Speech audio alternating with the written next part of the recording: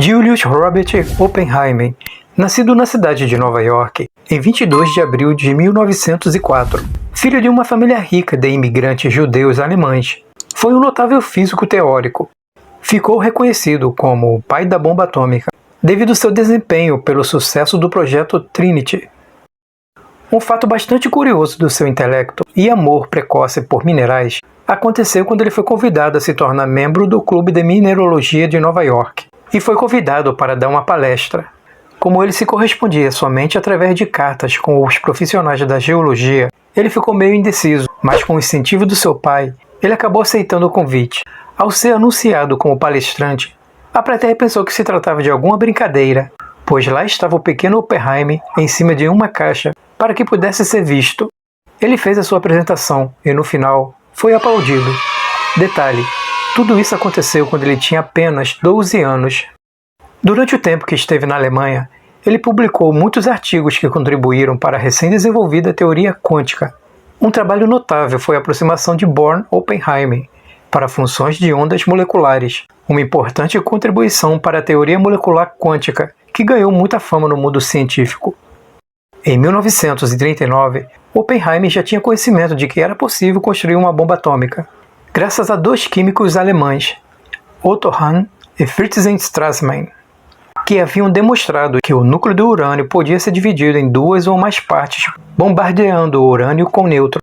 Foi assim que Oppenheimer hipotetizou que no processo, os nêutrons em excesso seriam expulsos pelo calor e poderiam ser usados para dividir mais átomos de urânio, e assim gerar energia para fazer a bomba.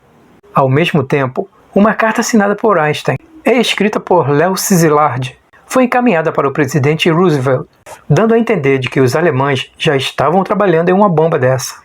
Foi aí que, anos depois, foi criada uma equipe de cientistas liderada por Oppenheimer, do Projeto Manhattan, um novo empreendimento de pesquisa e desenvolvimento durante a Segunda Guerra Mundial, que produziu as primeiras armas nucleares. Seus colegas físicos não ficaram animados com a sua liderança, pois se tratava de uma construção de uma bomba atômica nuclear. O conhecimento exigido não era de um físico teórico, mas de um físico experimental.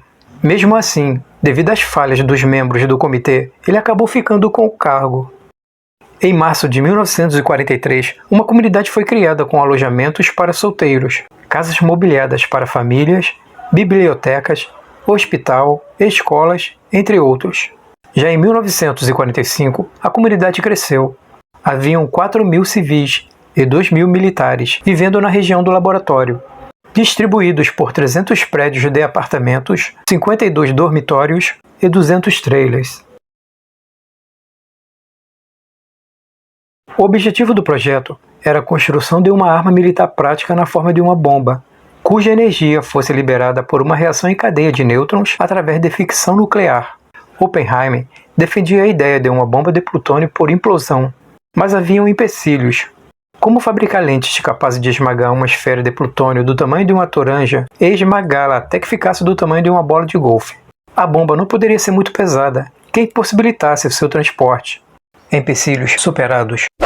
A primeira explosão nuclear do mundo ocorreu em 16 de julho de 1945, em uma área demarcada e conduzida pelo Exército dos Estados Unidos, a cerca de 56 quilômetros a sul de Los Alamos, Novo México.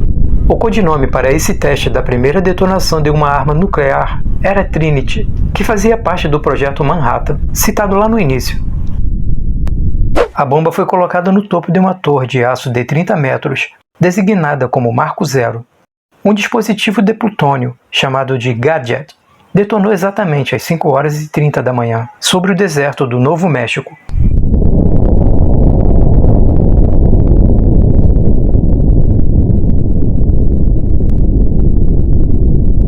Equipamentos, instrumentos e pontos de observação foram estabelecidos a distâncias variadas desse marco. Os abrigos de observação de madeira eram protegidos por barricadas de concreto e terra, e o ponto de observação mais próximo ficava a aproximadamente 9,2 km do Marco Zero.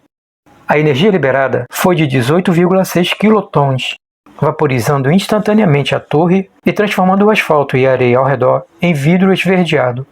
Segundos após a detonação, uma enorme explosão enviou um calor abrasador pelo deserto, derrubando os observadores no chão. Para a maioria dos observadores, que utilizavam óculos escuros, o brilho da luz da explosão ofuscou tudo em sua volta. A onda de choque e o som chegaram alguns segundos depois. Bem louco! O flash de luz e a onda de choque causaram uma impressão vívida em uma área com um raio de pelo menos 257 km. Em apenas 7 minutos, uma nuvem multicolorida subiu 11 km no ar. Onde antes estava a torre, havia uma cratera de meio quilômetro de diâmetro e 2,5 metros de profundidade. A areia na cratera foi fundida pelo calor intenso em um sólido semelhante ao vidro. Esse material recebeu o nome de trinitita, daí a origem do nome do ponto de explosão, Trinity.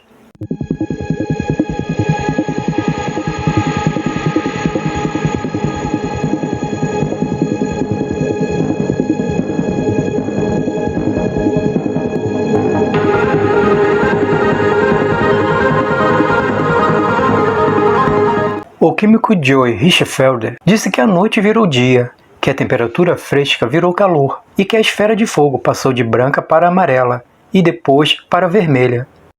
Um outro físico, Ken Bainbridge, aterrorizado disse para Oppenheimer: "Agora somos todos filhos." O que eles construíram mudou o mundo para sempre. A segunda bomba atômica do mundo, de codinome Little Boy, explodiu sobre Hiroshima, no Japão, em 6 de agosto de 1945. Às 8h14 da manhã, um bombardeiro B-29, o Enola Gay, soltou uma bomba de urânio sobre Hiroshima e depois da explosão, 70.000 pessoas morreram. O bombardeio de Hiroshima foi a segunda explosão nuclear artificial da história, depois do teste Trinity, e a primeira detonação baseada em urânio. 3 dias depois, uma terceira bomba, de codinome Fat Man, devastou a cidade de Nagasaki. Mais 40.000 pessoas morreram. Praticamente todo mundo num raio de mais ou menos 2 km foi imediatamente e gravemente queimado pelo calor das bombas. Relatos de testemunhas vieram de até aproximadamente 322 km de distância. Um guarda florestal à mesma distância, a oeste da explosão, disse que viu um clarão de fogo, uma explosão e uma fumaça preta.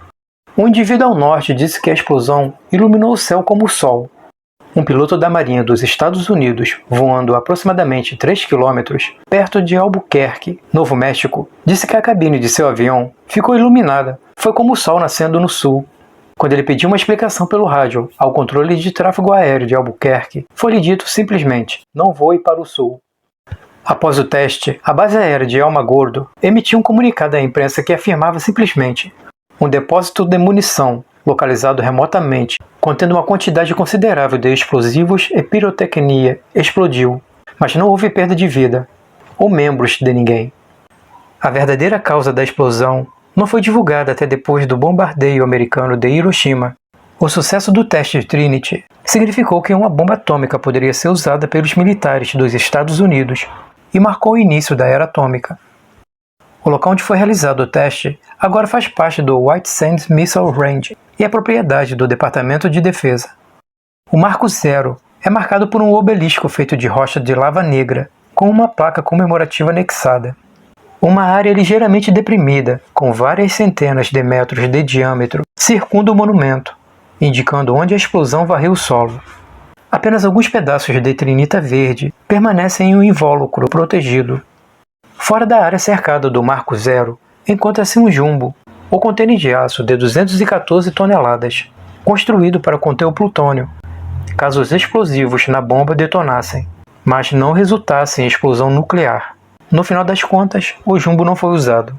As únicas estruturas originalmente nas proximidades eram o McDonald Ranch House e seus edifícios auxiliares, que os cientistas usaram como laboratório para testar componentes da bomba, onde o núcleo de plutônio do dispositivo foi montado. A casa foi restaurada e está localizada a cerca de 3 km ao sul. Os restos do acampamento base, onde cerca de 200 cientistas, soldados e técnicos fixaram residência temporária durante o verão de 1945, fica a cerca de 16 km a sudoeste do Marco Zero. Restos dos pontos de observação a 9,1 km também ainda são visíveis.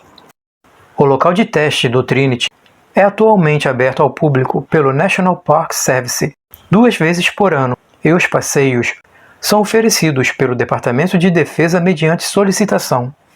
Muito obrigado por ter chegado até o final. Não esqueça de deixar seu comentário aqui embaixo no vídeo, contando a sua opinião sobre este episódio. Um forte abraço e até o próximo.